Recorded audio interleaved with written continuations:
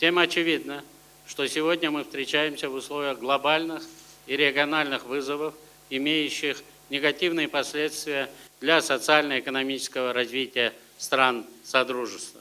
Нашу большую тревогу вызывает война санкций, начатая западными странами из-за украинского кризиса. Кыргызская экономика еще не оправилась от коронавирусной пандемии, как уже получила мощный санкционный удар по продовольственной и энергетической безопасности, макроэкономической устойчивости и социальной стабильности. В этих условиях назрела необходимость обсудить и выработать общие подходы для смягчения санкционных последствий и предотвращения ухудшения социально-экономической ситуации в наших странах.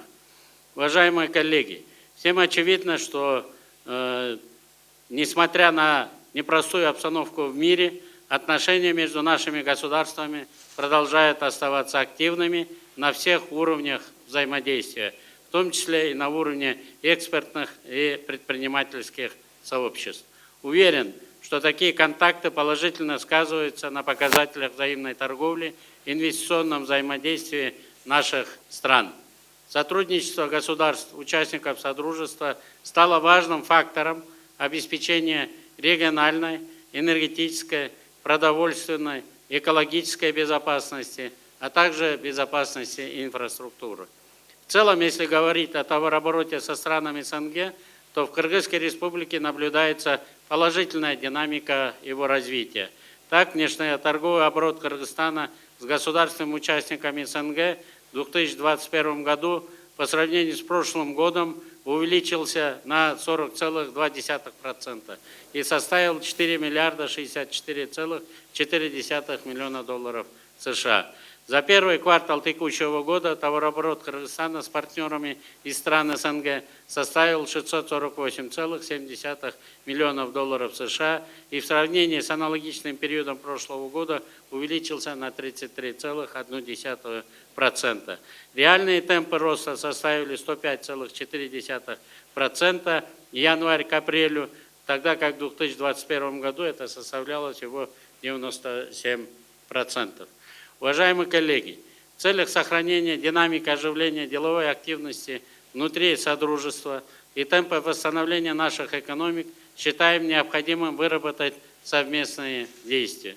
Первоочередным и актуальным является принятие системных долгосрочных мер по комплексному развитию всех ключевых сфер экономики, усилению совместных действий для обеспечения продовольственной безопасности, развитию транспорта, логистической, энергетической, торговой и инвестиционной взаимосвязанности в рамках Содружества.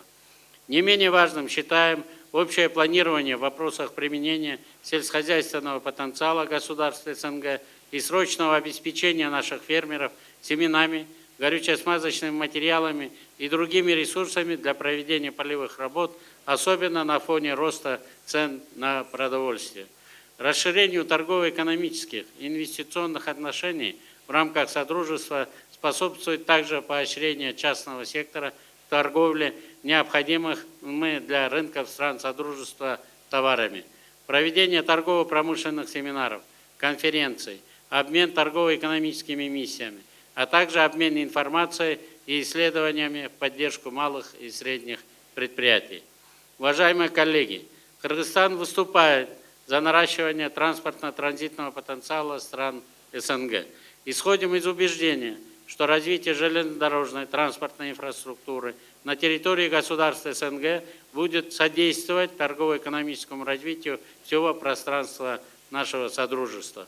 В этой связи информируем о нашей готовности к рассмотрению участия Кыргызстана в проекте «Агроэкспресс» по транспортировке ряда продукции агропромышленного комплекса, в частности из нашей республики в Россию и обратно. Затрагивая тему туризма, хотел бы обратить ваше внимание на возможности использования потенциала Великого Шелкового пути, основанного на уникальном историческом и культурном наследии, природе и традиции десятков народов.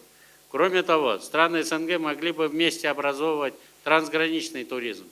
И в этом контексте Институты поддержки туризма наших стран могли бы выработать совместные туристические пакеты внутри Содружества, которые сблизят наши народы еще ближе.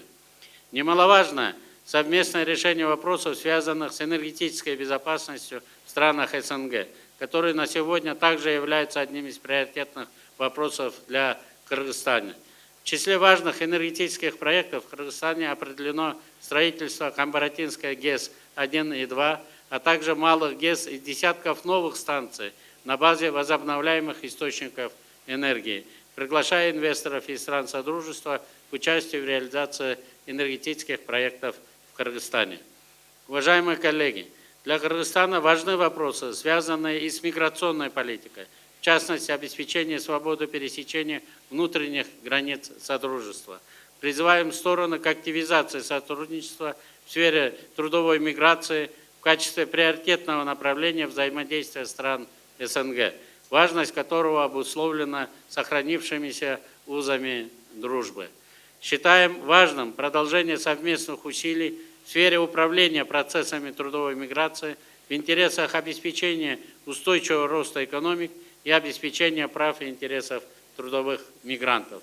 Убеждены, что решение проблемы согласованного регулирования трудовой миграции состоит в предоставлении трудящимся мигрантам равных с населением страны пребывания прав при приеме на работу и расторжении трудовых соглашений, а также на социальное и медицинское обеспечение.